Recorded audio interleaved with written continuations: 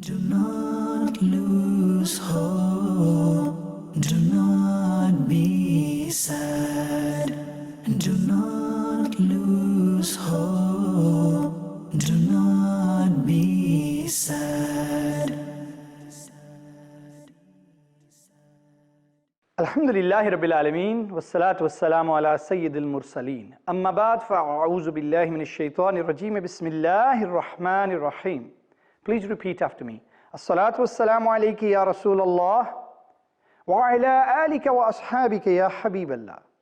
As-salatu wassalamu alayka ya Nabiyallah, wa ala alika wa ashabika ya Nurallah. Sallallahu ta'ala ala Muhammad sallallahu alayhi wa sallam. Nabi Kareem sallallahu alayhi wa sallam is reported to have said that whoever recites Durood Pak upon me 1,000 times a day will not die until he sees his place in Jannah. Subhanallah.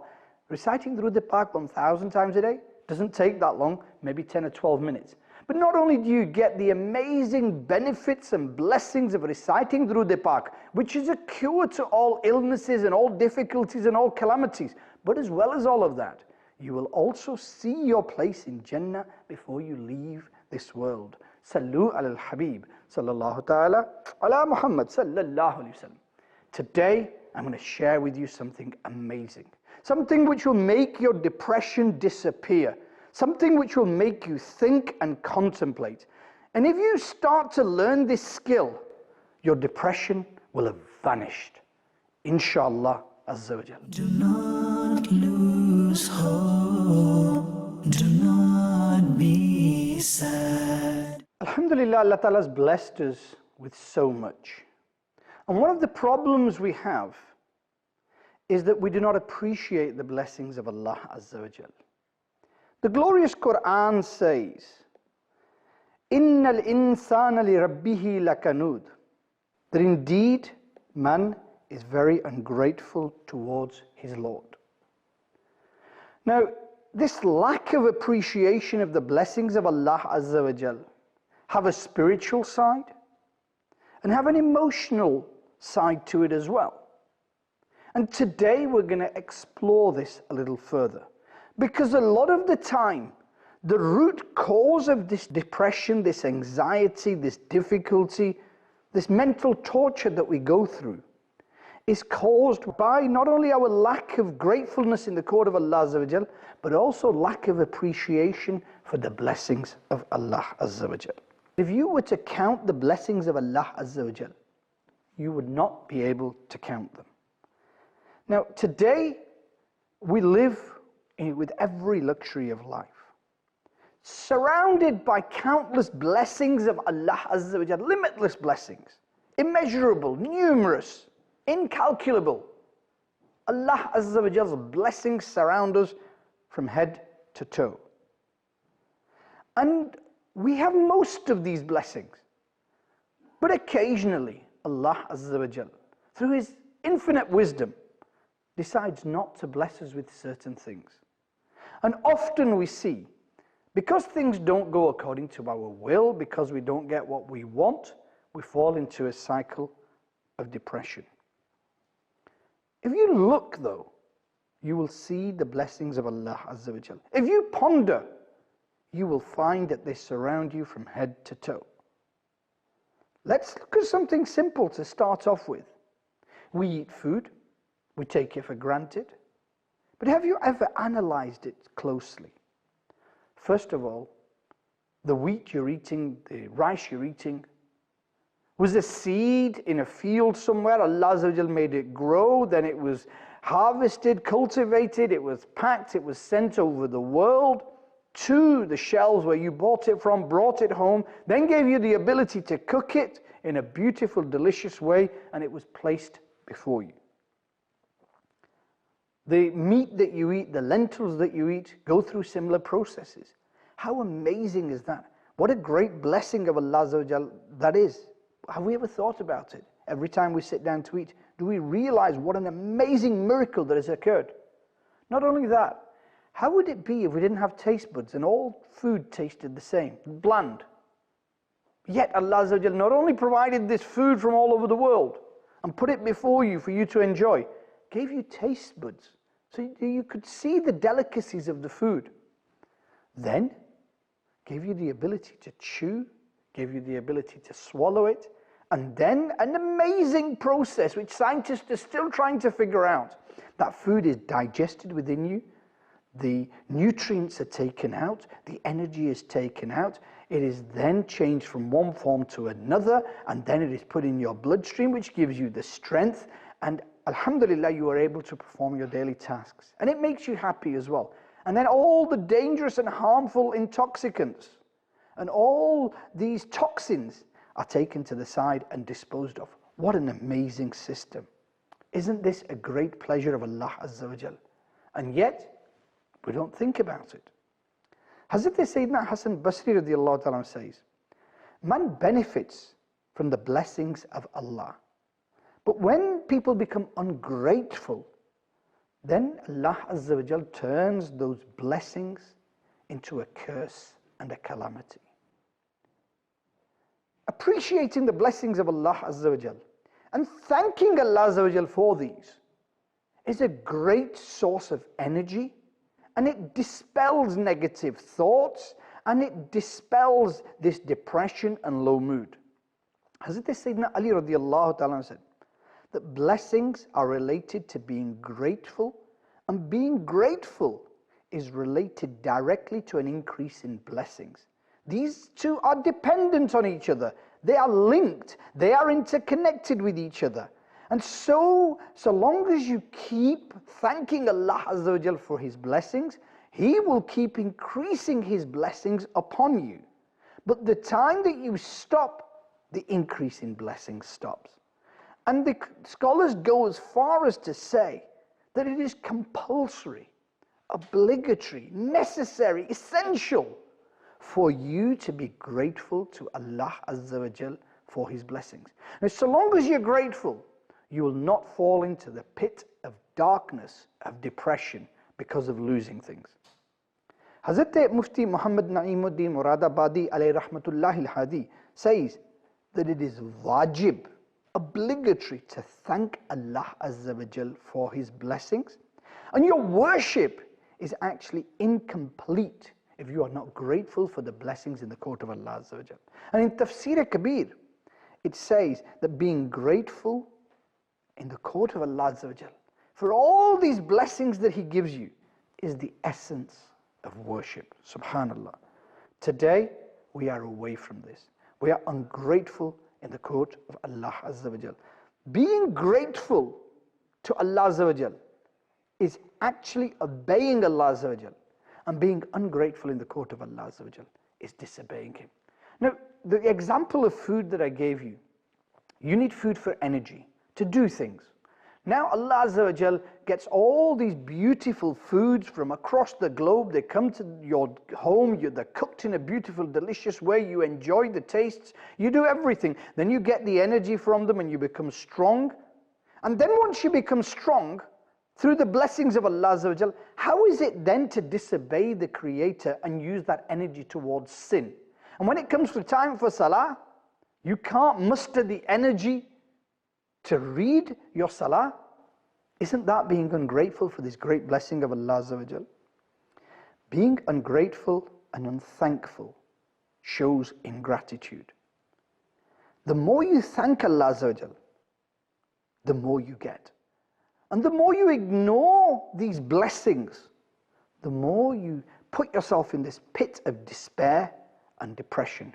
20, 30 years ago, people had very little.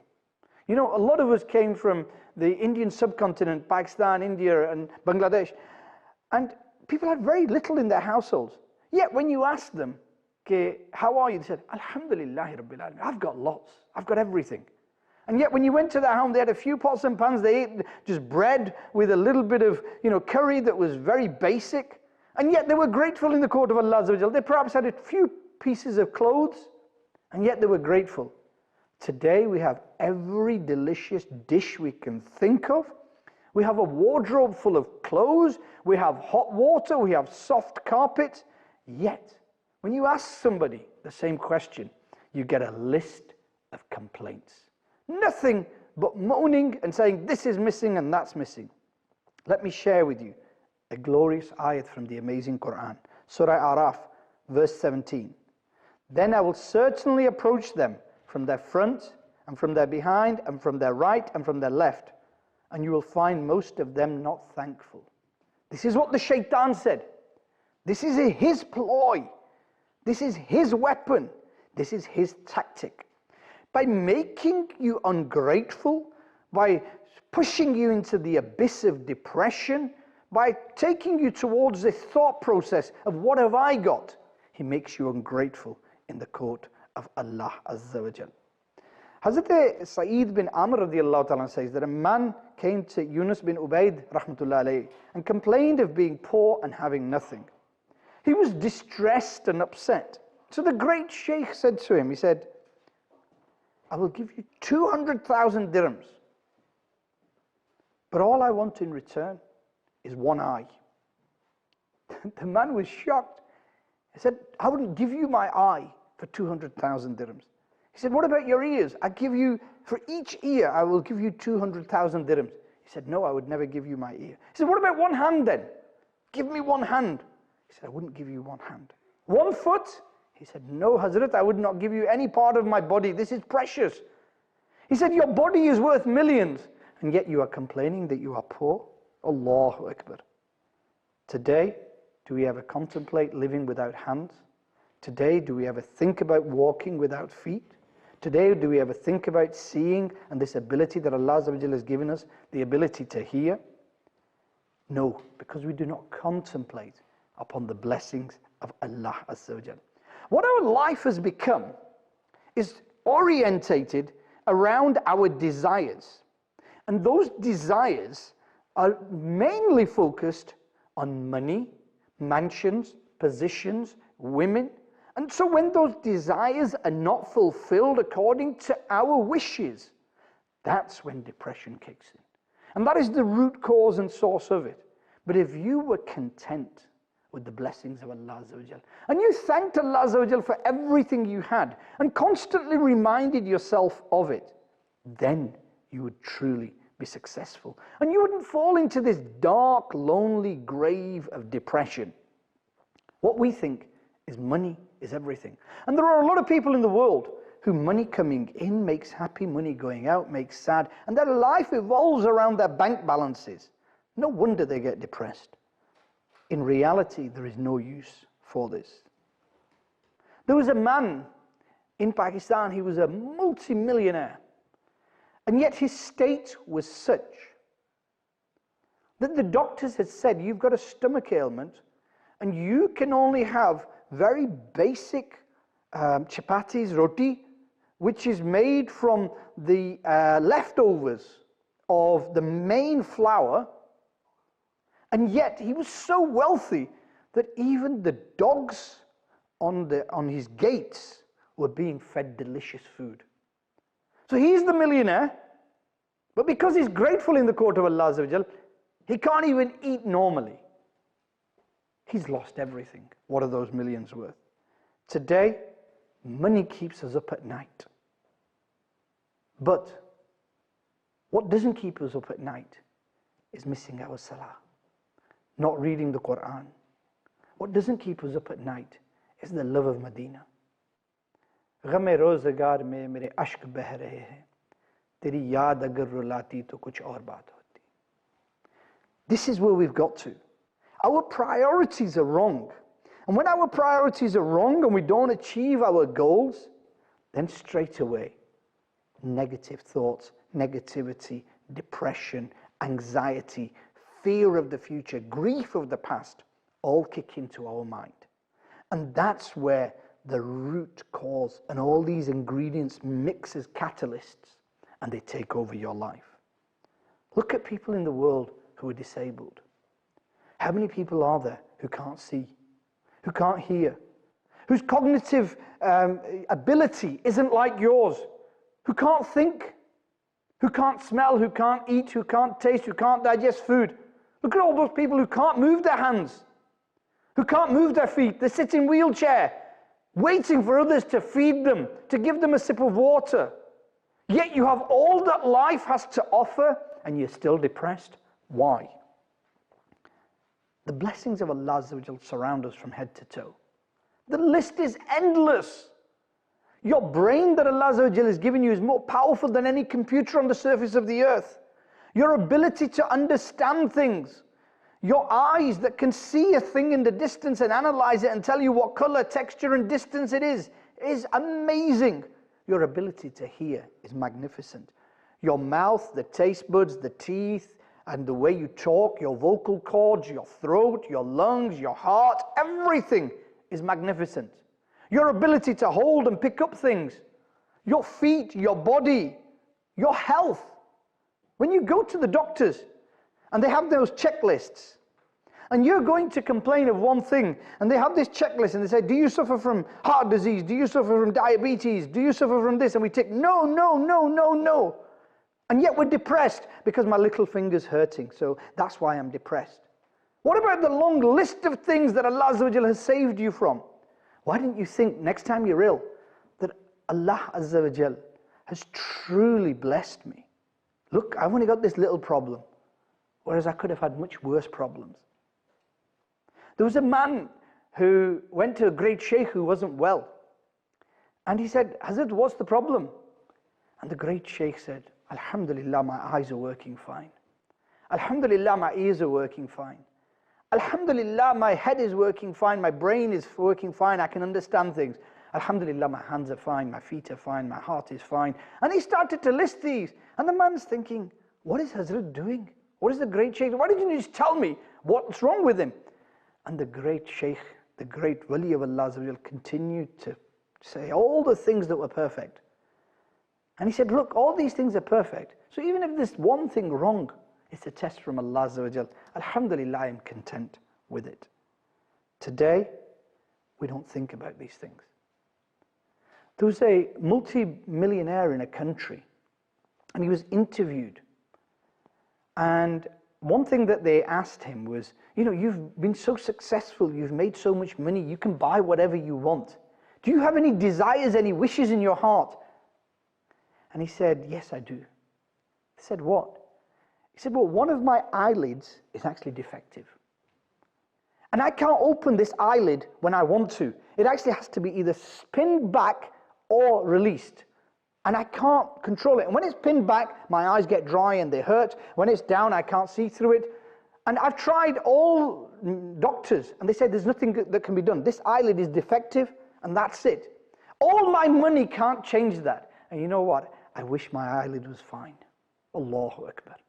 This is how grateful we are in the court of Allah Azza wa Jal. We should be grateful that Allah Azza wa Jal made us human beings. We could have been animals. We should be grateful that Allah Azza wa Jal gave us intellect. We should be grateful that Allah Azza wa Jal gave us a perfect body, a perfect brain, eyes, ears, mouth, voice, hands, legs, feet, health, everything, the air we breathe. Allahu Akbar. The scientists, after centuries of research, say that the lungs are amazing. The air goes in, it filters all the oxygen out and sends it into the bloodstream for you to breathe and sends everything back out. It's so magnificent. The blood circulates miles around the body, you know, and this is just the body. What about parents? Look at all those people in the world who don't have parents. Look at all those young children who live a life of orphans. Then look at all those people who don't have children. And yet Allah Azza wa Jal has blessed you with parents, blessed you with children. There are so many people who are upset because they don't have brothers and sisters, yet you have them. No relatives, nobody to turn to, yet you have those. People who live on the streets, even in this country. Last night when I went to an office, there was a shelter under the office and there was a person lying there sleeping because he had nowhere to go.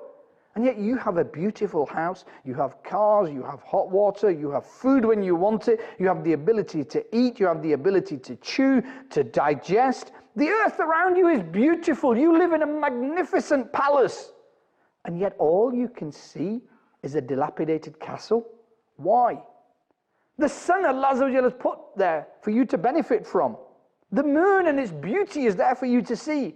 The oceans and their splendor is there. Everything in the ocean, the pearls, the corals are there for you to look at and say, Subhanallah.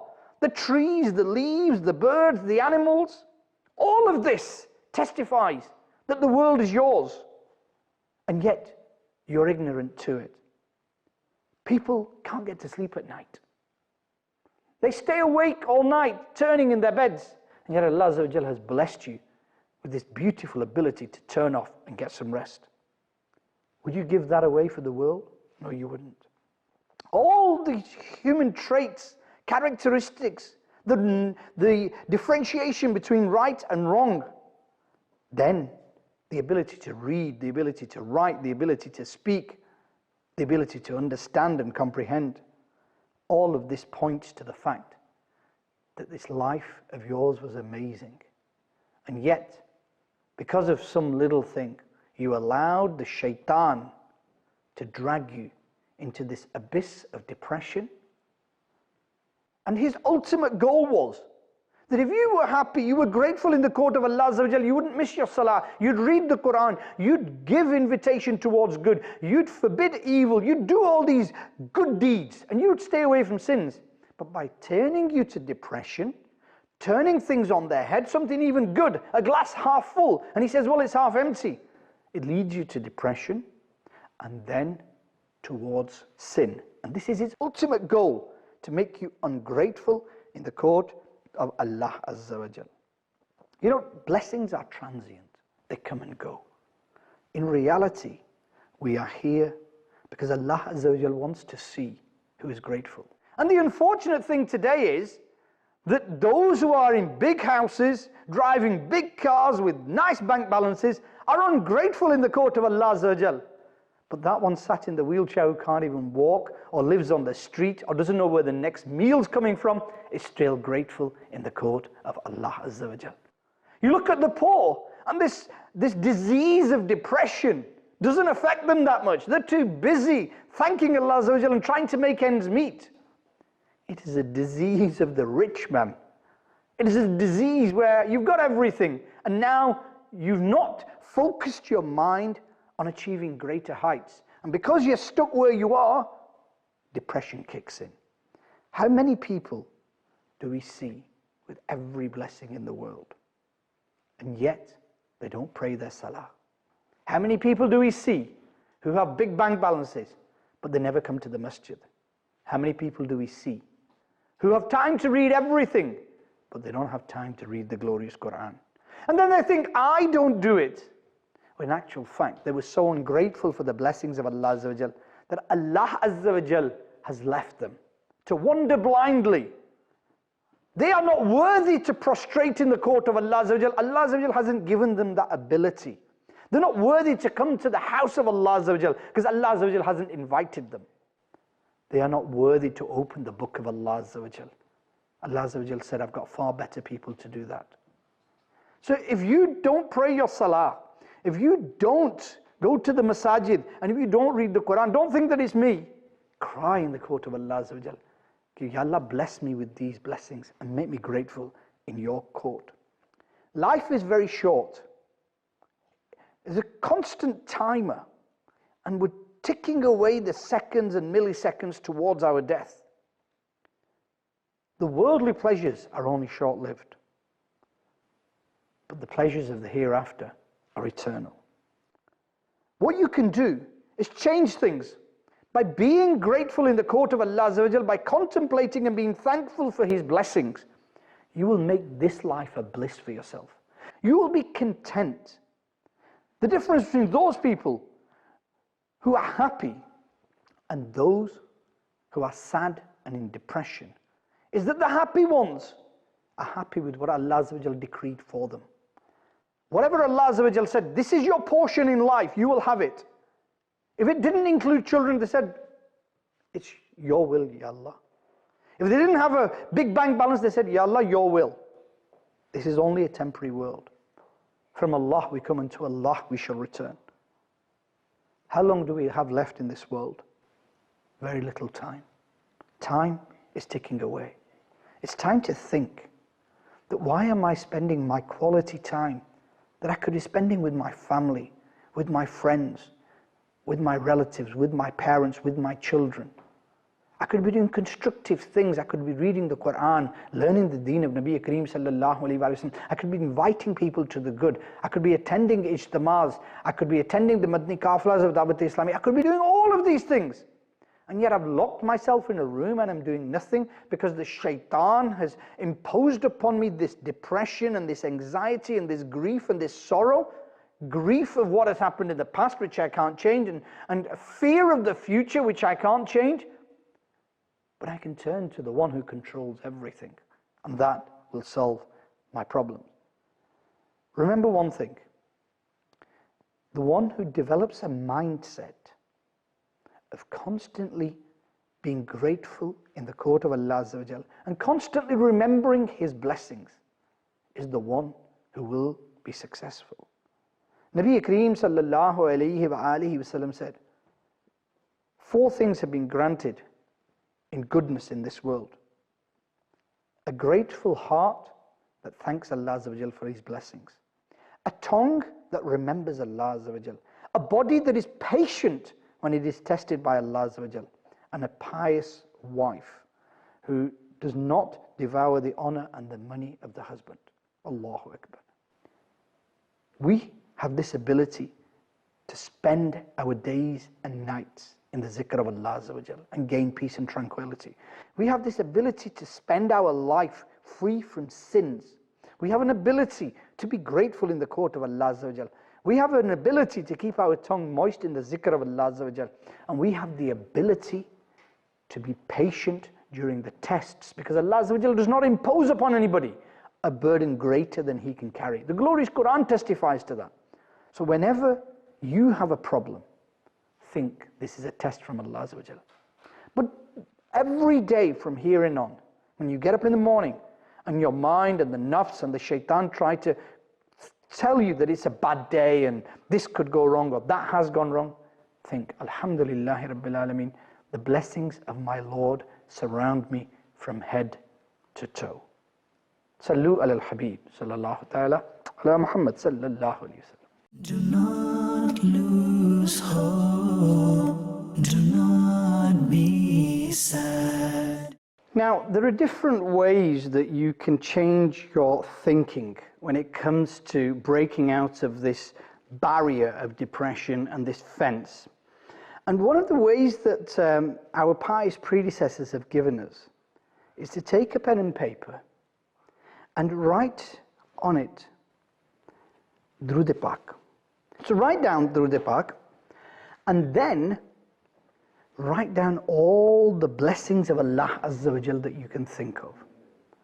Starting with the great treasure of Iman, you know, the fact that we are the ummatis of that beloved Habib sallallahu alayhi wa sallam, which the prophets prayed to be in the ummat of. Then you've wrote down the fact that Allah Ta'ala has blessed you with the Iman. Then move on to your body.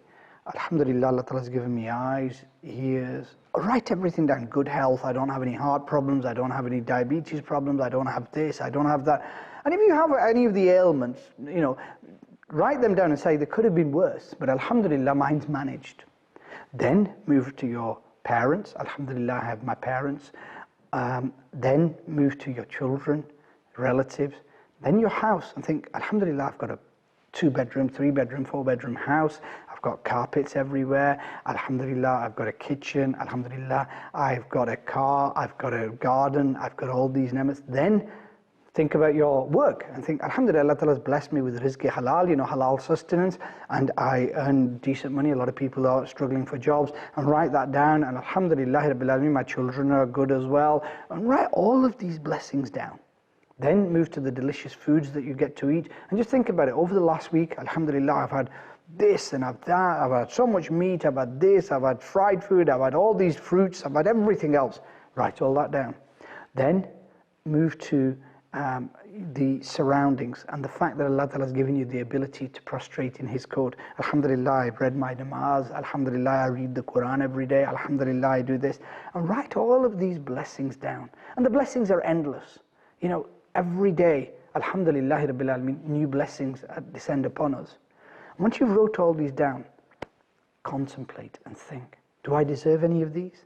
No, this is Karam, this is the mercy of Allah Azza wa Jal. This is the blessing of Allah Azza wa Jal. By the Wasila of his beloved Habib sallallahu alayhi wa sallam, I didn't deserve all of this. And then put into context the one thing that is worrying you. So you've got this huge list of everything, you know, the ability to eat, the ability to taste, the ability to digest, and everything else here. And your children, your family, your surroundings, your nice house, and then put into context. Put into context your 1, 2, or 3 things that are upsetting you. Maybe your bank balance isn't as much, but when you look at this, this is worth billions. Your bank balance is nothing. When you look at perhaps that your son hasn't done that well, thank Allah Azza wa Jalla, there are people without children.